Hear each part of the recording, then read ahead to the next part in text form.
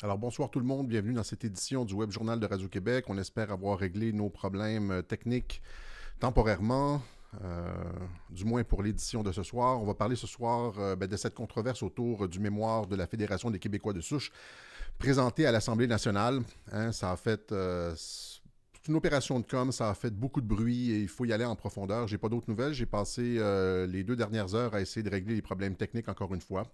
Alors oui, comme les gens le disent sur Facebook, n'hésitez pas à mettre des pouces bleus et aussi à partager cette édition du Web Journal, ça nous fait connaître. Voilà. Hier, j'étais à Québec. Hein, on s'est rendu dans la belle région de Québec faire des entrevues à la radio, à l'émission de Carole Lauzé et de Valier-Roy. On a rencontré par la suite un ancien drag queen, David Lavallée, qui s'est entretenu avec nous de ses impressions sur les orientations actuelles du mouvement. Alors, on est parti très tôt, on est revenu très tard, et voilà, donc ça fait des fins de semaine bien complètes et bien chargées. Je me permets de partager la vidéo sur YouTube. Alors, voilà, donc, sur votre journal, voilà, merci à tout le monde. Alors, il y a eu cette... je suis sur la mauvaise page. Allons-y comme ça ici, ouais. Alors, il y a eu vendredi dernier cette nouvelle, hein, la Fédération des Québécois de souche qui a déposé un mémoire à l'Assemblée nationale et ça a fait beaucoup jaser. Voilà, donc ils sont allés déposer un mémoire où ils félicitaient le gouvernement pour, je pense que c'est le projet de loi 9 qui proposait un projet de loi 9 qui propose, c'est des réformes en immigration afin que l'immigration qu'on reçoit ici soit plus conforme aux demandes, aux exigences, aux demandes, aux besoins du marché du travail, n'est-ce pas? Que ce soit pas qu'on n'amène pas ici des gens en vrac, qui aient réellement des jobs ici qui attendent les personnes qui se présentent au Québec pour y travailler, parce que souvent on leur dit de venir, les gens ont des diplômes, viennent ici, et il n'y a pas de travail, hein, surtout dans les ordres professionnels. En médecine, il y a des médecins qualifiés de partout dans le monde, hein, des gens qui font des chirurgiens hautement qualifiés au Japon, partout, même en Algérie, etc., qui voudraient travailler ici. Le Collège des médecins qui est très réfractaire au fait d'ouvrir... ouvrir le goulot et d'admettre plus de personnes. Il y a toutes sortes d'embûches de la part des ordres professionnels afin que les immigrants se trouvent du travail. Donc, il y a un projet de loi pour réformer tout ça et la Fédération des Québécois de souche est allée à l'Assemblée nationale déposer un mémoire et ça a fait une grosse controverse. Okay? Ça a fait jaser et finalement, le mémoire a été retiré par l'Assemblée nationale, si je ne m'abuse. Le mémoire a été retiré parce que la Fédération des Québécois de souche était considérée comme un groupe de haine, hein, et a tenu des propos intolérables selon les membres de l'Assemblée nationale. Et il était hors de question, selon des personnes comme Gabriel Nadeau-Dubois et même Pascal Bérubé, de laisser ces gens-là s'exprimer. Alors, ça m'a... j'ai fouillé un peu ce dossier-là. Alors aujourd'hui, c'est pas mal le thème du Web Journal. J'ai creusé un peu... toute cette controverse. Alors, on voit ici hein, dans la presse immigration, la CAQ félicitée par un groupe de haine. Alors, on va s'interroger sur l'appellation groupe de haine, mais aussi sur les stratégies de la Fédération des Québécois de souche. Hein, donc, c'est un groupe aux origines obscures. Je ne sais pas qu'est-ce qu'il y en est maintenant. J'ai aucun contact avec eux, mais... c'est ça. Donc, j'ai fouillé la question. Je suis allé au fond des choses parce que ça me chicotait toute cette opération. Ça me faisait penser à des trucs qu'on a vus aux États-Unis. Hein, vous savez, comme des gens qui appuyaient Donald Trump, comme des néo-nazis qui appuyaient Donald Trump, et ça embarrassait le président. Et hein, les médias embarquaient là-dedans. Donc, c'est des groupes d'extrême droite, des groupes néo-nazis qui appuyaient le président Trump et qui permettait aux médias de faire du millage contre le président. Alors là, c'est un peu ce qui s'est passé avec la Fédération des Québécois de souche. Je ne dis pas que c'est un groupe néo-nazi, là, pas du tout, mais ça permet aux médias et à la gauche, hein, les bien-pensants et la gauche radicale de faire du millage contre la CAQ. Alors, donc, ce qu'il faut savoir, OK, donc j'ai fouillé un peu le dossier. La Fédération des Québécois de souche a été créé il y a quelques années par un certain Maxime Fizet. C'est un néo-nazi, ouvertement déclaré néo-nazi. Le gars, il participe, en tout cas, selon, si je me rappelle bien, là, il participe au journal néo-nazi de Stormer. Est-ce que je peux retrouver l'ex-néo-nazi Maxime Fizet? Ouais, c'est ça. Est-ce que j'ai j'ai des textes ici. Le Québécois qui alimente le plus la grande machine de propagande néo-nazie au monde. On dit que il y a le fondateur du site, Andrew Anglin, de Stormer. Donc, il y a le fondateur du site, Andrew Anglin, qui rédige le premier de ces 2 articles les plus controversés. Le second est écrit à l'insu général par un Montréalais qui se présente sous le pseudonyme de Charles Ziegler. Mais ce gars-là, c'est nul autre que Maxime Fizet ici. Donc, un néo-nazi carabiné qui est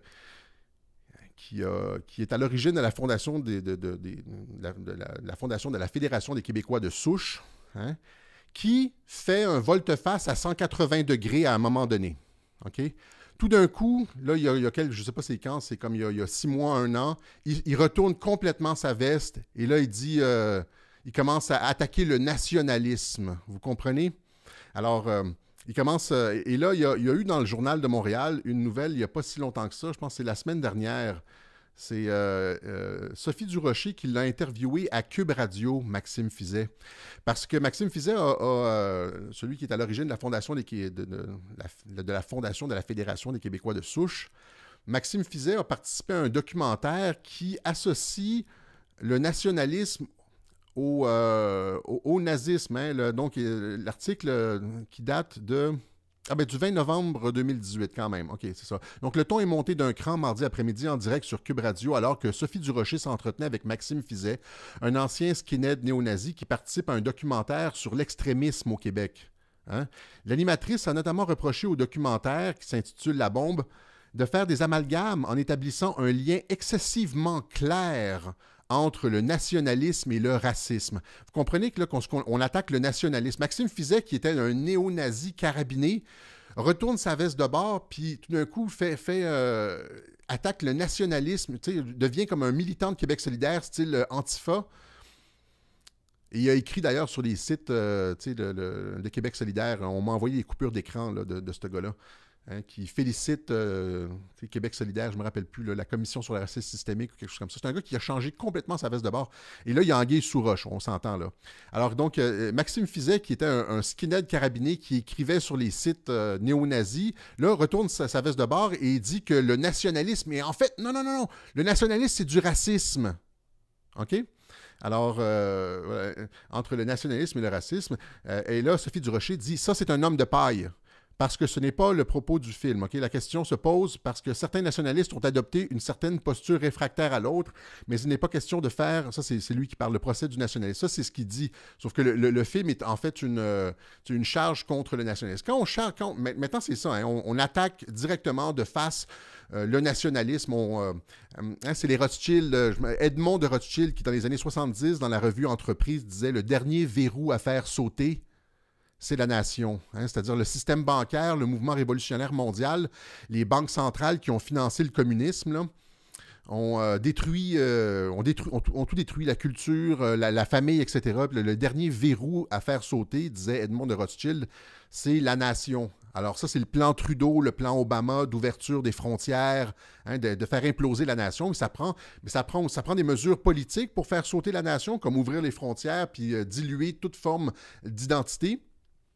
Ça prend aussi une charge idéologique contre le nationalisme. Et quand on attaque le nationalisme, qu'est-ce qu'on attaque? On attaque des personnes comme le général de Gaulle, qui était un nationaliste. On attaque René Lévesque. René Lévesque était un nationaliste qui ne voulait pas trop d'immigration. Il l'a dit quand le fédéral a mis sur pied le ministère de l'immigration puis a commencé à faire entrer 10, 15, 20 000 personnes par année au Québec.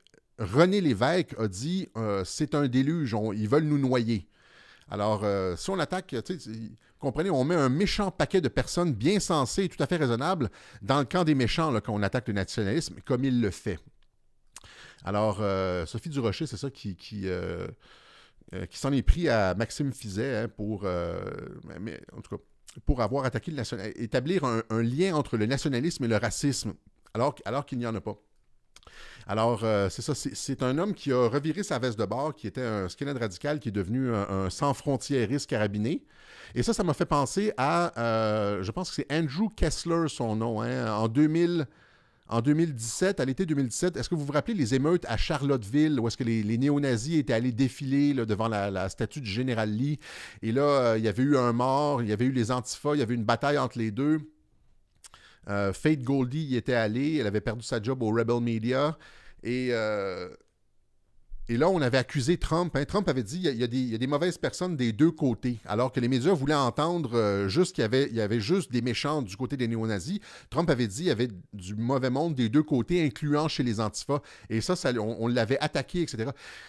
Dans la vidéo ici, qui s'intitule Trump le Black, que j'invite tout le monde à voir, hein, qui est la démonstration hors de tout doute que Trump n'est pas un raciste, que Trump a eu des copines, hein, des blondes noires, il est sorti avec des noirs, il était le chouchou de la communauté noire, il était à tous les événements noirs, hein, à New York, là, à Harlem, etc. Il recevait des prix pour avoir aidé la communauté noire, celui qui a fait le plus pour la communauté noire.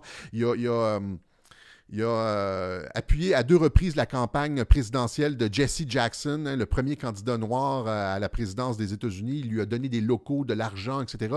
Mais tout d'un coup, dès qu'il s'est présenté à la présidence, il est devenu un raciste. On a essayé de... Alors, dans cette vidéo-là, j'explique tout, je veux dire, en détail comment Trump et... le titre, c'est Trump et la communauté noire, hein.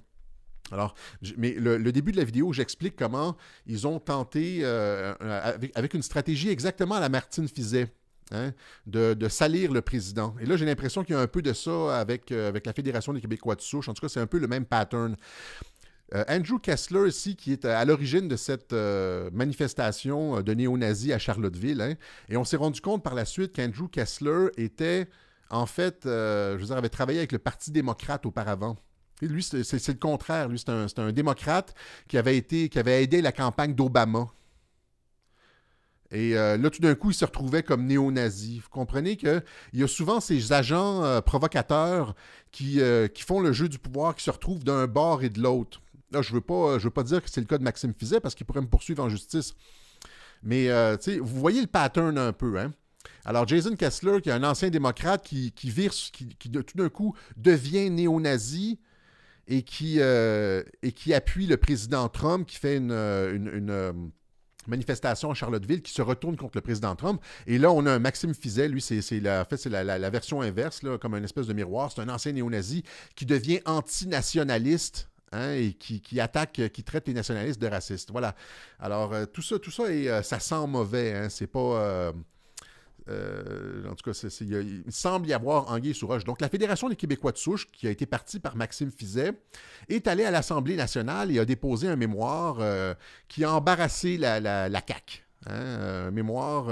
et j'ai pas trouvé énormément de matière dans le mémoire, de matière controversée. Okay? Il y a une phrase qui est nommée dans un des articles. J'ai lu les articles qui parlaient de ça. Il y a une phrase où est-ce qu'on dit... où est-ce qu'on dit qu'on veut la pureté ethnique, hein? L'homogénéité ethnique. Vous comprenez que si on met un mot comme ça dans un mémoire déposé à l'Assemblée nationale et que du même souffle, on félicite la CAQ, vous comprenez que ça va exploser en pleine face là, du gouvernement. Et là, si la Fédération des Québécois de souche avait été bien intentionnée, hein, elle aurait consulté le gouvernement à savoir, voulez-vous qu'on dépose un mémoire? Est-ce que ça va vous aider? Est-ce que vous... Si tu veux féliciter le gouvernement, si tu veux... c'est comme si tu t'habillais en... C'est pas le cas de la Fédération des Québécois de souche, mais je donne un exemple, là, un exemple par l'absurde. C'est comme si tu t'habillais en Ku Klux Klan, puis tu disais genre, nous autres, on est pour le président Trump. Tu allais devant les locaux de CNN, tu allais comme au Congrès américain, le grand dragon du Ku Klux Klan aux États-Unis allait comme... devant le Congrès américain, puis pour déposer un mémoire et féliciter le président Trump pour la construction du mur. Comprenez à quel point ça peut se retourner contre le président. Les démocrates applaudissent, qui sont eux les vrais fondateurs du Ku Klux Klan, et que les médias s'en donneraient à cœur joie pour attaquer le président. Mais c'est un peu comme ça. Hein? Donc, c'est un groupe qui a été fondé par un néo-nazi qui s'en va féliciter la CAQ. Alors, maintenant... on dit groupe de haine.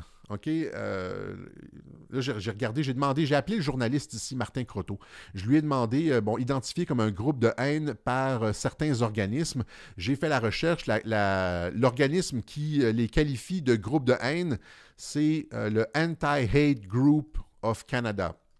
Anti-Hate Group of Canada, c'est l'équivalent du Southern Poverty Law Center, le SPLC. Ceux qui connaissent un petit peu la politique aux États-Unis, c'est ça, là. Le SPLC, d'ailleurs, qui est poursuivi aux États-Unis, je pense, pour diffamation, hein, parce que le SPLC rentre dans la catégorie groupe de haine, toutes sortes de groupes chrétiens, genre pro-famille, tu sais, des gens qui ont rien d'haineux, là. Rien de ratio, rien d'haineux. Mais si tu défends la famille, le SPLC va te catégoriser comme un groupe de haine. Donc, c'est du marxisme culturel. Ce sont les institutions du marxisme culturel, bien financées aux États-Unis et aussi à l'international. Donc, c'est ça. Et là, le journaliste, j'ai demandé qu'est-ce que la Fédération des Québécois de souche a dit qui vous permettait de dire que c'est un groupe de haine. Le journaliste ne m'a pas répondu. Alors, je suis allé sur le site de la anti-hate.ca et je leur ai envoyé un courriel. Je leur ai demandé qu'est-ce que c'est exactement que vous avez qualifié le groupe de la Fédération des Québécois de souche de groupe de haine. Qu'est-ce que vous leur reprochez exactement? Et j'ai rien reçu d'eux autres. Ils m'ont demandé de rentrer mon adresse, mon numéro de téléphone, etc. J'ai été transparent, j'ai rempli le formulaire. Et la seule chose que j'ai reçue d'eux, c'est merci pour votre commentaire. T'sais, rien comme une espèce de message robotisé. Alors, voilà, donc c'est ça. Donc, à part l'expression, je pense, pureté ethnique, qui est scabreuse, hein, qui est malhabile, maladroite, et qui permet aux médias de faire du millage contre la CAQ. Il y a le reste de ce que le groupe dit, c'est qu'il veut, de ce que j'ai lu du mémoire, j'ai pas trouvé le mémoire, je suis allé sur le site de l'Assemblée nationale, j'ai pas trouvé le mémoire. Le reste de ce que le mémoire dit, c'est essentiellement qu'ils veulent une immigration plutôt francophone, plutôt européenne, plutôt francophone. OK? Donc ça, c'est pas controversé parce que François Legault a déjà dit ça. François Legault a déjà dit, hein, François Legault veut davantage d'immigrants français. Ça avait fait une petite controverse à l'époque. Hein. Je pense qu'il y a Catherine Fournier qui disait oh, la pente est glissante. Non, c'est parce qu'ils s'intègrent mieux, point. Là. C'est juste parce qu'ils s'intègrent mieux. Vous comprenez que les Français s'intègrent mieux quand ils viennent ici. Que des gens qui ne parlent pas notre langue puis qui sont sur un logiciel complètement différent. Tu sais, quand dans ta tête, tu habites sur une autre planète, ben c'est sûr que c'est plus difficile de t'intégrer à une société complètement différente, avec des valeurs différentes, des façons d'élever les enfants différentes. C'est l'évidence même. Il y a aussi Jacques Brassard qui avait dit ça. Jacques Brassard qui avait dit sur les ondes de Radio X que ça serait mieux de prendre, j'en avais parlé dans un des web journaux, je pense, avant Noël, que ça serait mieux de prendre de l'immigration européenne parce qu'elle s'intègre mieux, on est sur le même logiciel, on a les mêmes valeurs, grosso modo la même histoire, les mêmes référents culturels, voilà, tu sais, et les langues, même les langues avec des racines similaires, tu sais, fait que c'est comme normal de prendre des gens qui sont plus compatibles, mais on nous dit que c'est de la haine, ça.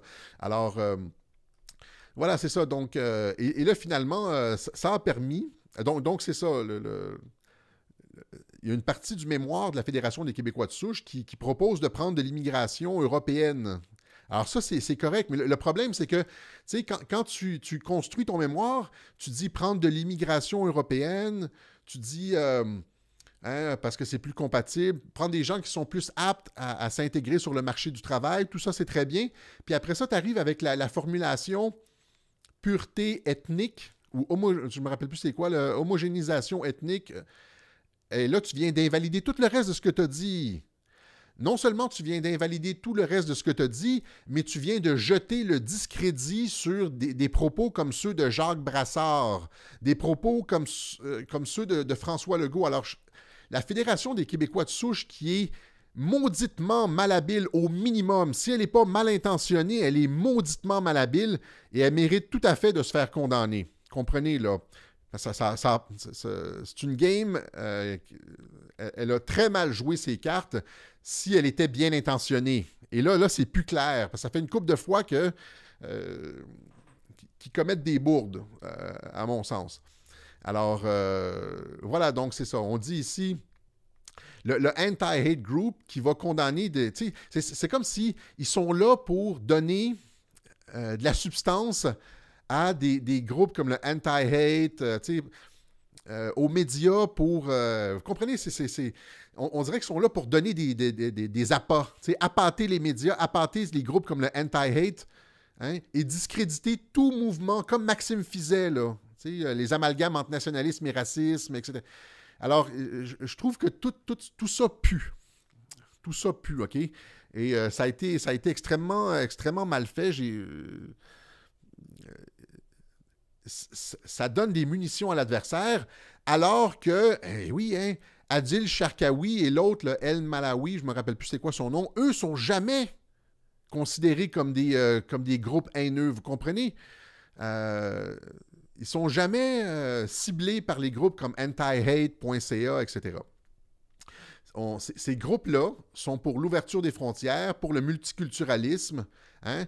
Ils fonctionnent avec les médias. Donc, ils ne m'ont pas répondu. À part la petite phrase homogénéisation ethnique qui a été mise dans le mémoire, il n'y a rien que j'ai trouvé sur la Fédération de Québécois de souche qui détonnait. Je leur ai demandé sur quoi ils s'étaient basés pour faire leur analyse. Ils ne m'ont pas répondu.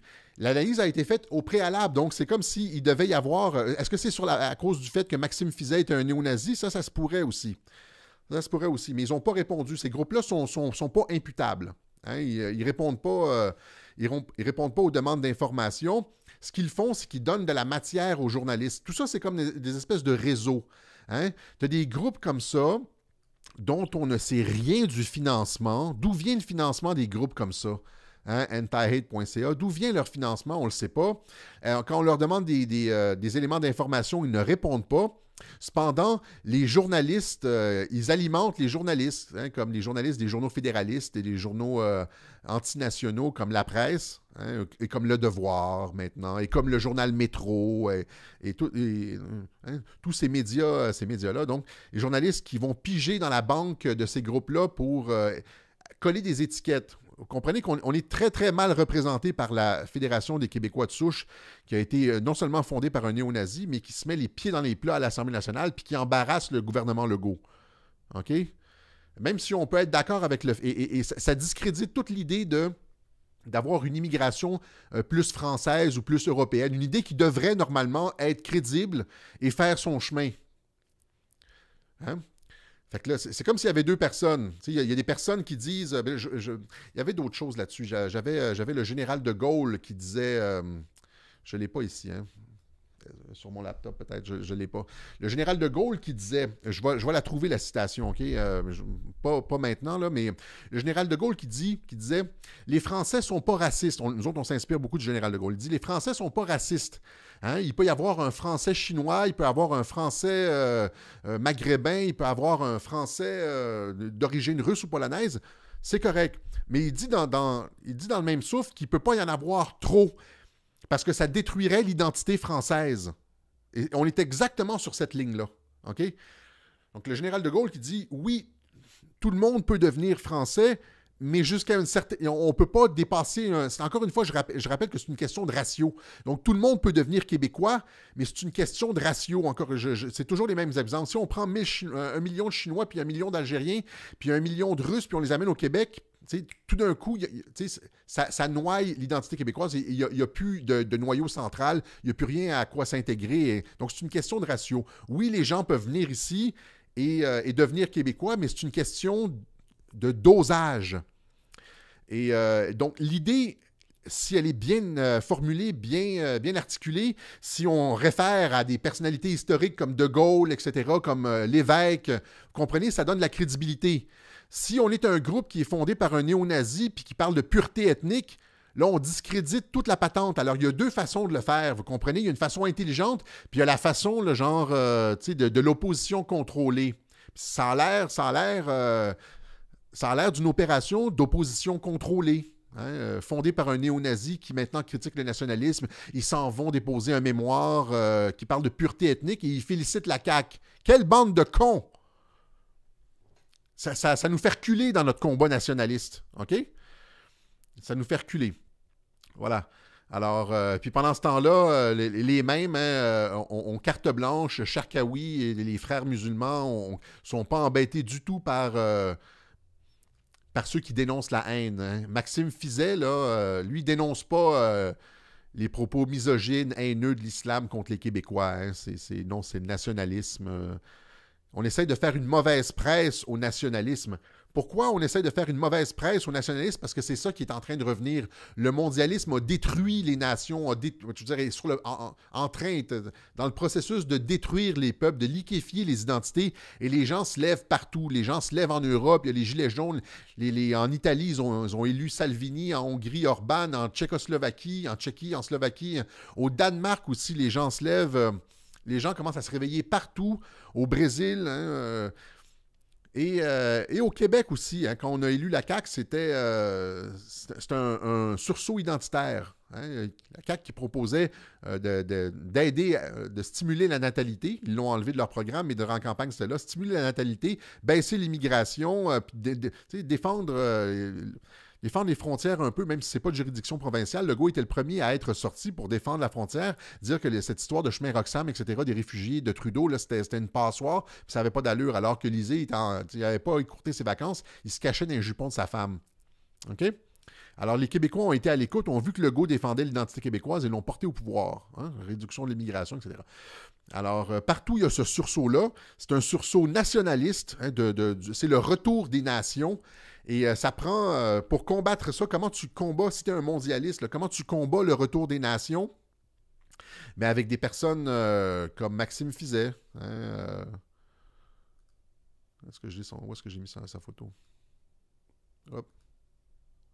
Avec des personnes comme Maxime Fizet, hein, des faux néo-nazis qui deviennent des faux sans-frontiéristes, comme des gens comme Jason Kessler qui travaillait pour Obama, et qui, tout d'un coup, est devenu un supporter néo-nazi de Donald Trump. Alors, faites attention à ces manipulations-là médiatiques. Il faut regarder le jeu en coulisses. Hein. Le journal Le Peuple qui a ramené la nouvelle. Et moi, quand j'ai vu ça, tu vois, c'est ça. C'est quoi la conclusion de tout ça? Hein? C'est le journal Le Peuple qui ramène ça. Il dit « Québécois de souche, une expression bannie à tout jamais ». Alors, ça, c'est l'héritage de la Fondation des Québécois de souche qui a été malhabile ou peut-être mal intentionné.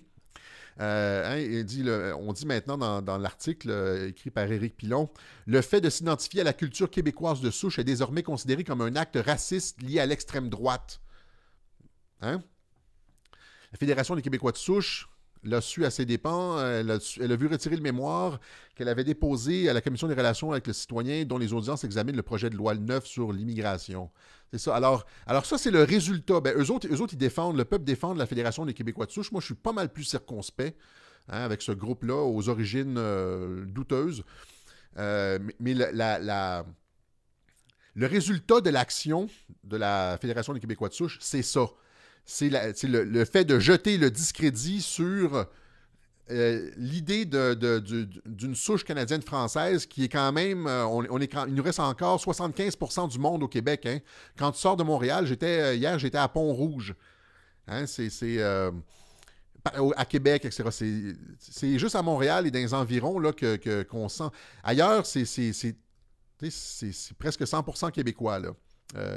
Québécois de souche canadienne-française. Et là, il y a l'action de la Fédération des Québécois de souche a jeté le discrédit sur ça.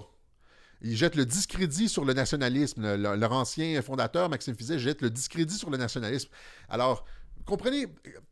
Là, il faut comprendre comment ça se fait que ça fait genre 200 ans qu'on est dominé, les Québécois. Puis qu'on n'est pas capable d'avoir des stratégies intelligentes pour s'en sortir. On est dominé, on est asservi comme peuple parce qu'il y a des gens qui sont censés nous représenter, qui sont soit incroyablement stupides, puis qui se mettent les pieds dans les plats, ou bien qui sont à la solde de nos maîtres et qui ont pour fonction de nous empêcher de dire intelligemment les choses. Voilà. Alors, il faut être intelligent dans le jeu des médias, OK? Il faut être intelligent, il faut savoir que les agents provocateurs, il y en a partout et que c'est une stratégie pour discréditer, OK? Voilà. Alors, c'est ça. Donc, 30 minutes, ça complète cette édition du Web Journal de Radio-Québec.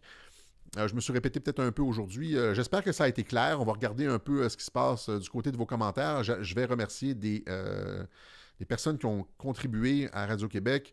On va remercier en premier Madame Ginette Gauvin qui nous a envoyé un chèque de 100 $. Merci beaucoup, Ginette. On va remercier aussi Brigitte Nadeau pour un don sur Interac de 40 $. Merci beaucoup, Brigitte. Madame Lucie Tassé, 20 $ sur PayPal. Christiane Vinette, 25 $ sur PayPal. Nicolas en France, 2,2 € sur PayPal. Merci. Jacques Hébert, 15 $ sur PayPal. Et Jean Saint-André, 10 $ sur PayPal. Alors, c'est ça, hein, vous l'avez vu, par exemple, comme hier, on s'est rendu à Québec. Il y avait 2 personnes avec moi, nourriture, etc., équipement si on veut faire des choses, là, ça prend du carburant, puis vous êtes là, vous nous permettez de le faire. On va sortir ces vidéos d'ici peut-être 2 semaines. Alors, merci beaucoup à tout le monde. C'est une entreprise commune, hein, Radio-Québec, c'est-à-dire c'est entre vous et nous. On se rejoint au milieu et on produit de l'information et de l'analyse pertinente. J'espère que ça vous est utile, puis qu'on en sort tous plus intelligents. L'idée de ça, là, c'est un des objectifs de Radio-Québec, là, c'est de voir les manipulations, de voir les doubles jeux, de voir la game des médias, puis la game des oppositions contrôlées. Ça, c'est... on peut se tromper des fois, hein? On peut l'avoir tout croche, mais l'idée, c'est de devenir un peuple plus intelligent, vous comprenez? D'être une population, des citoyens informés. Et les médias ne nous font pas ça. Les médias le font dans le tape à l'œil, font dans les opérations de com. Nous autres, ici à Radio-Québec, on veut se donner les outils collectivement, hein, pour réfléchir à ces situations-là. Je vais dire pourquoi je m'inclus là-dedans. Je m'inclus là-dedans parce que quand j'ai vu la nouvelle, par exemple, sur le vendredi dernier, j'ai vu ça, hein, le Québécois de souche, une expression bannie à jamais sur le peuple. Là, j'étais là, toute la journée, j'étais calisse qu'on est poche, tu sais, on se fait avoir. Et puis là, j'ai commencé à gratter la nouvelle. Fait que le fait de devoir produire des web journaux fait en sorte que je fais un travail de réflexion moi-même qui m'éclaire. Comprenez? Donc, j'ai fait le lien avec Maxime Fizet, avec le texte de Sophie Durocher que j'avais vu la semaine dernière. Là, ça s'est mis en place. Donc, moi-même,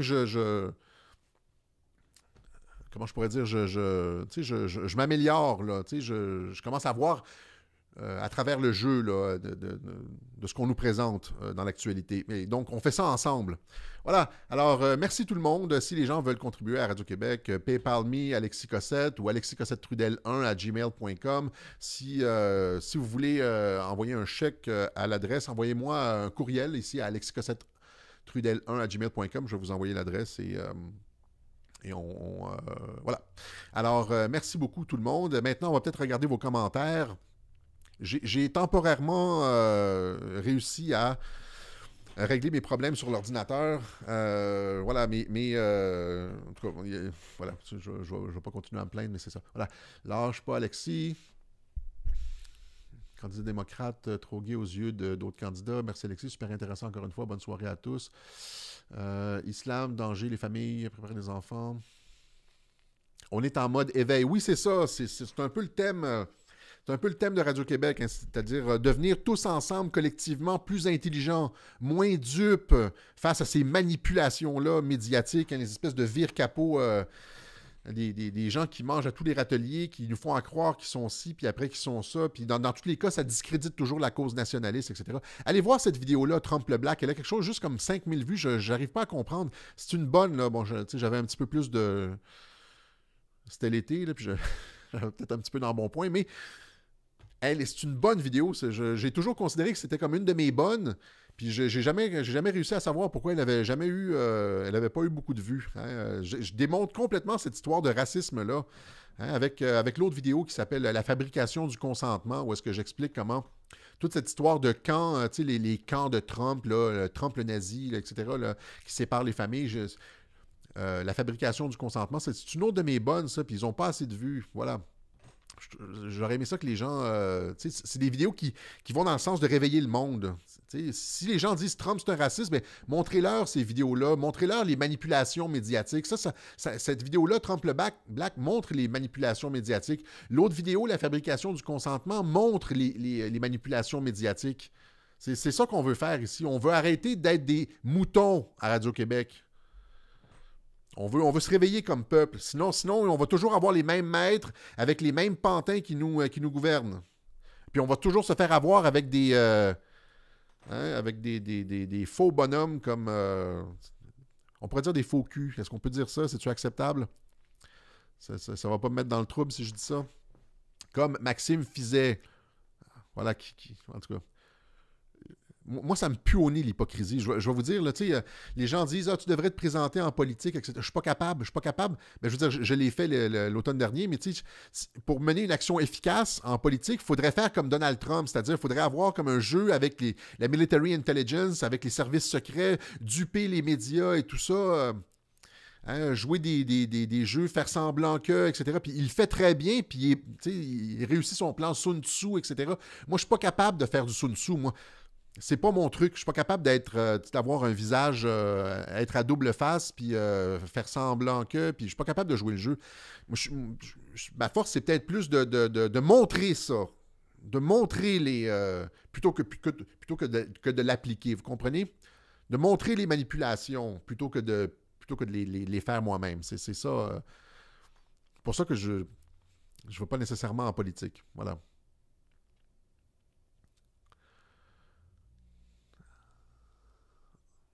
Alors, est-ce que vous avez des questions? Comme des gens ont dit, si vous avez des questions, mettez un Q devant, comme QAnon, mettez un Q devant la question, puis c'est plus clair, je vais répondre à ça.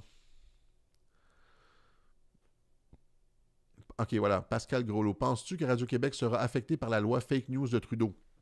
C'est tout à fait possible. C'est tout à fait possible que Facebook nous ferme. C'est tout à fait possible que YouTube nous ferme. C'est possible qu'on soit... Mais écoutez, en tout cas, on peut pas je peux pas m'auto-censurer avant qu'il le fasse. Il va falloir qu'il porte le coup. Le truc, c'est que si jamais vous voyez... Merci Patrick de me permettre d'expliquer ça. Si jamais vous voyez que Radio-Québec a disparu, en dedans de quelques jours, quelques semaines, on va monter un site web. Je vais le faire cet été. Cet été, je vais avoir le temps.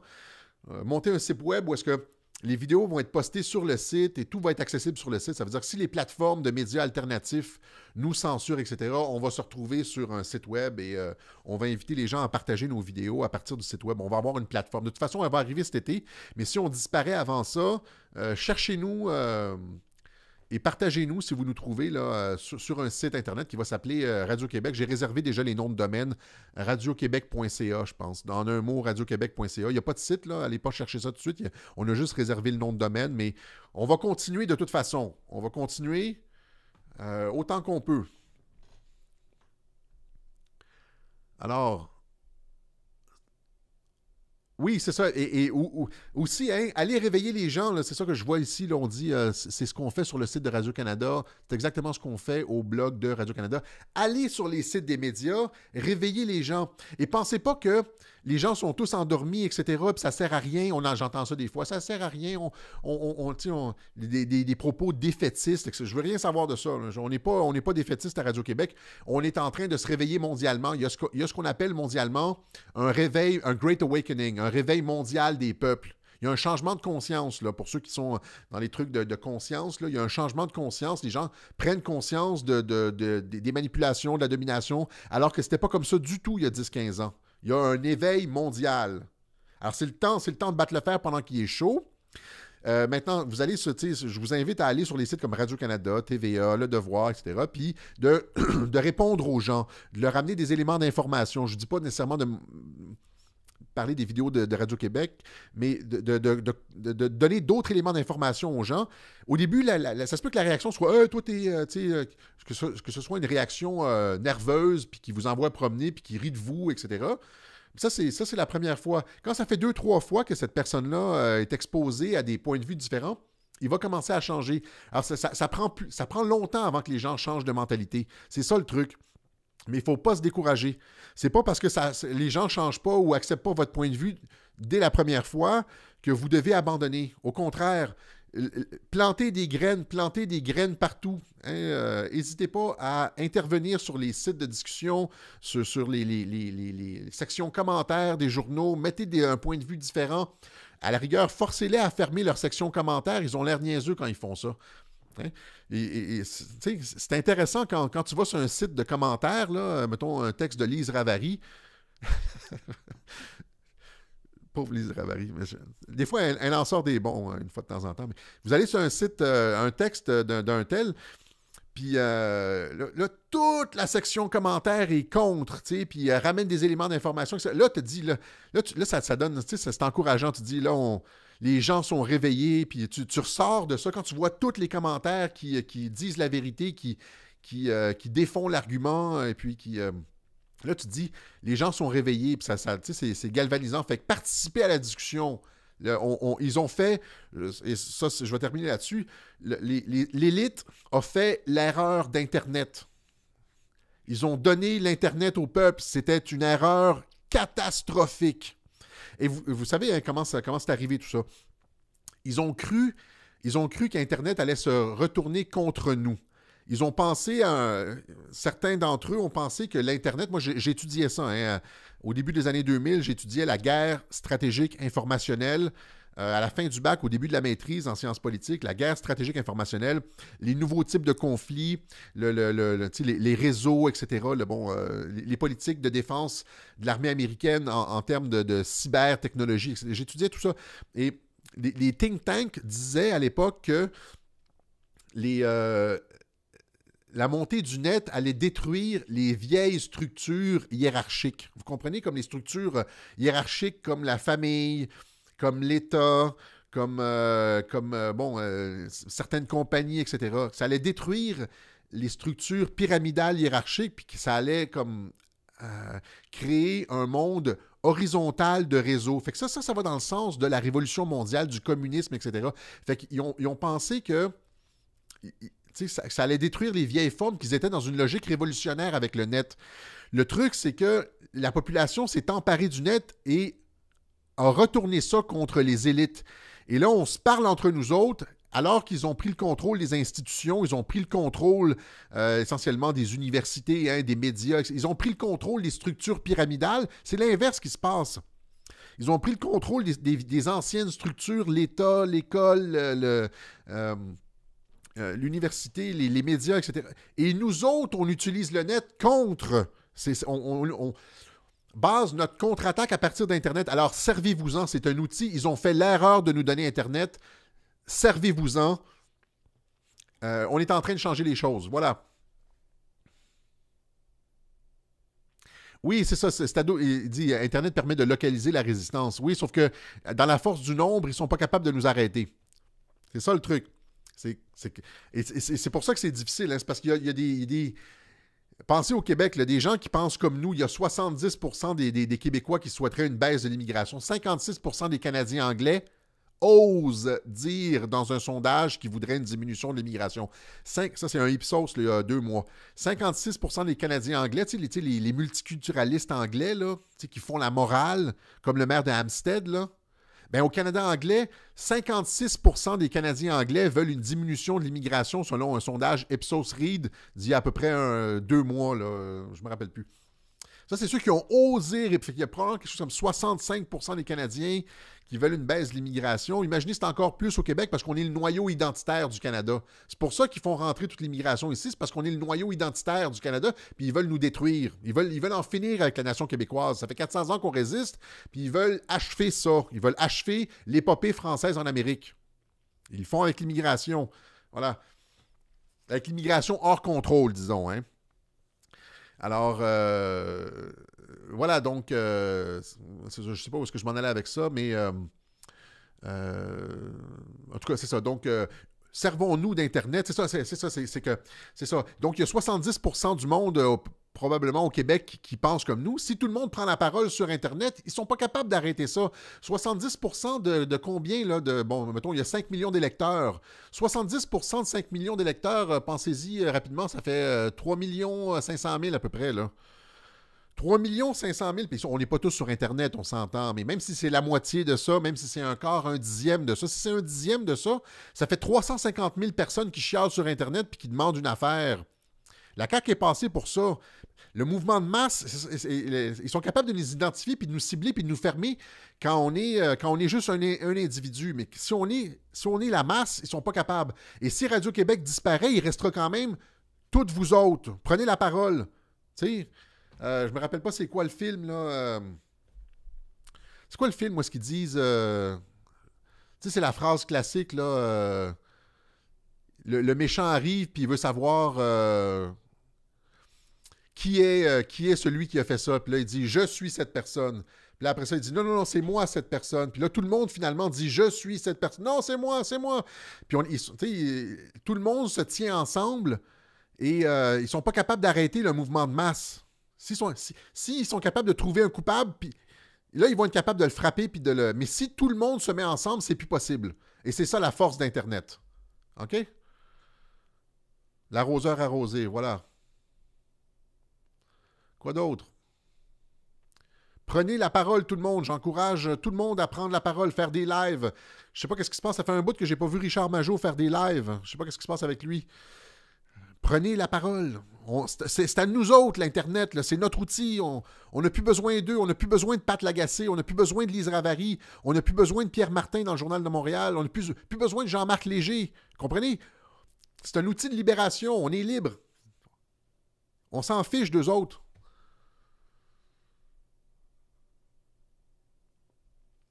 Quoi d'autre? Quoi d'autre?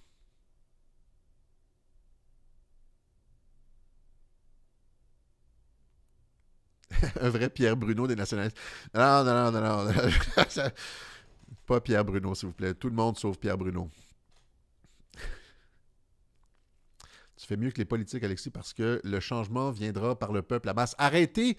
Moi, c'est ça que j'ai... Tu sais, au PQ, il y a eu... moi, j'ai été au PQ, j'ai été président du Comité national des jeunes du PQ, puis tout le monde au PQ attendait toujours le sauveur. Tu sais, il y a le syndrome au PQ, là, de « on attend le sauveur ». Puis, tu sais, avec Bouchard, il y a eu ça, hein.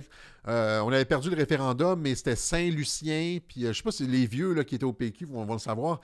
Saint-Lucien, c'était le sauveur, l'espèce de leader qui allait nous sauver. Puis après ça, c'était, on s'est rendu compte que Bouchard, il était pas trop nationaliste. Hein, puis là, c'était Landry, finalement. Lui, il dit les vraies affaires, Landry. Puis après ça, c'était un autre. Là, Boisclair, là, oui, le jeune, homosexuel, on est progressiste, tout ça. Puis là, tu te rendrais compte que Boisclair défendait le voile, puis c'était un multiculturaliste. Puis là, ouf, là, c'est une chance qu'on est rendu avec Marois. Elle était nationaliste, Marois. Hein? Elle voulait la charte des valeurs, puis elle voulait remettre de l'identitaire, puis finalement, c'était rien. Puis après ça, un autre. Puis là, on est...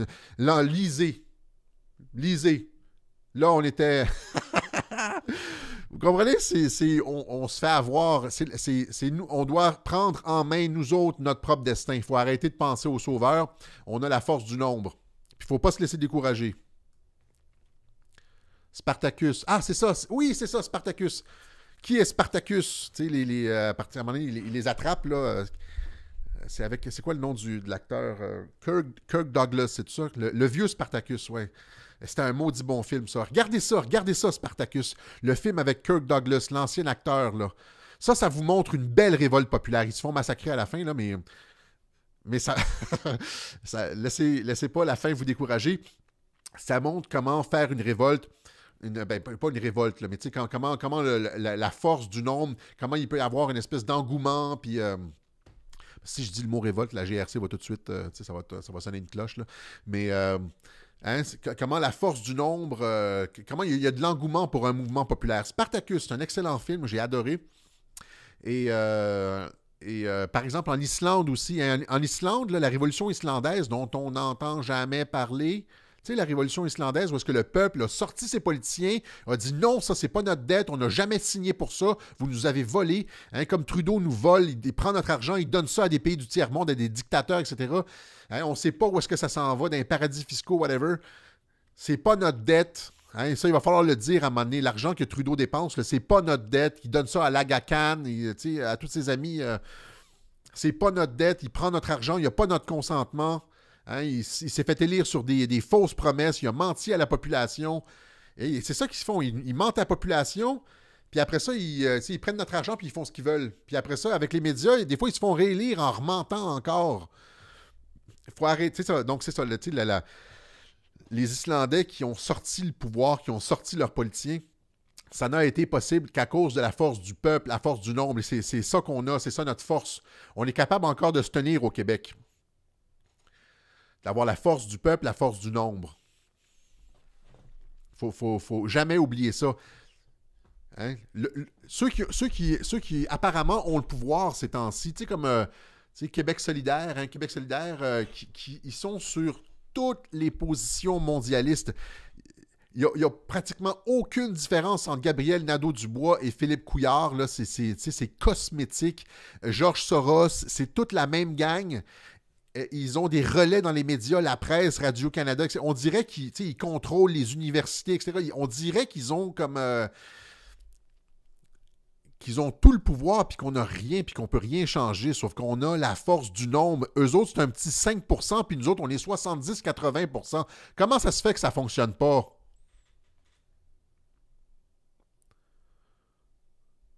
AM Alexis Cossette. Si jamais on va sortir les chandails, je suis Alexis. Ouais, ça serait pas pire, ça. Bon. Quoi d'autre? Euh...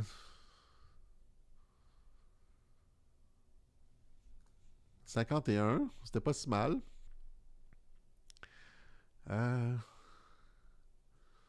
J'ai repartagé Trump le Black sur ma page, oui, afin que les gens le voient. Trump le Black et la fabrication du consentement qui démolit complètement toute l'espèce d'attaque contre Trump sur les camps de transit. Je l'explique dans la vidéo. Hein. Il y a deux possibilités quand les migrants se présentent avec un enfant à la frontière.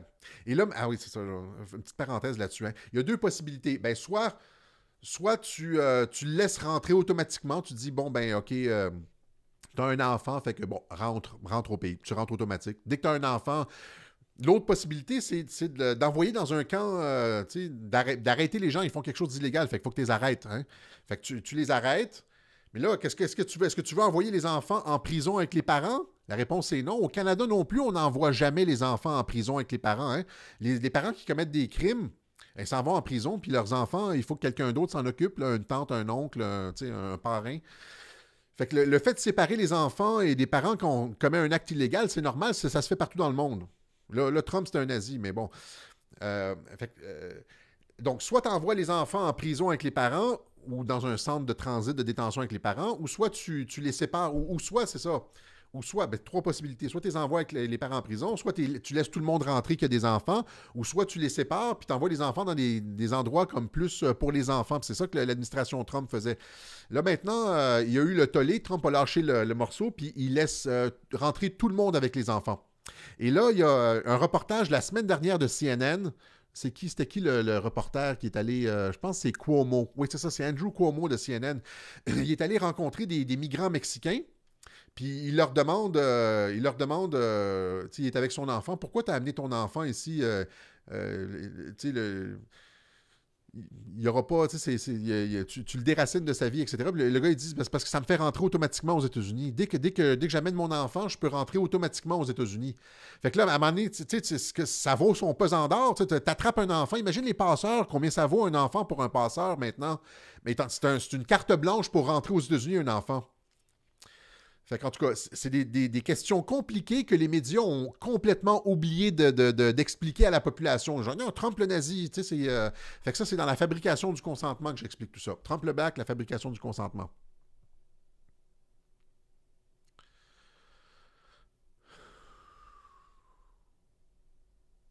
Écoutez, on va laisser ça là. Je suis passablement fatigué. N'hésitez pas à partager. Et ben c'est ça. Demain, je vais essayer de. Je veux toujours l'annoncer. Je vais essayer de tourner une capsule demain puis en présenter une cette semaine sur ce qui est en train de se passer. Hein. Tu sais, le retour, la contre-attaque de Trump, là, le rapport Mueller est déposé, là, c'est la contre-offensive, puis ils sont dans l'eau chaude. Hein. Les démocrates, il y a des gens qui vont se faire mettre en accusation. C'est en train de se passer. Je vais faire une capsule là-dessus. Fait que je vais tourner ça demain et on va essayer de sortir ça à quelque part cette semaine. Sinon, pour le reste, je vous donne rendez-vous jeudi soir prochain à 20h pour une autre édition du Web Journal de Radio-Québec. Merci beaucoup, la gang. Bonne fin de soirée.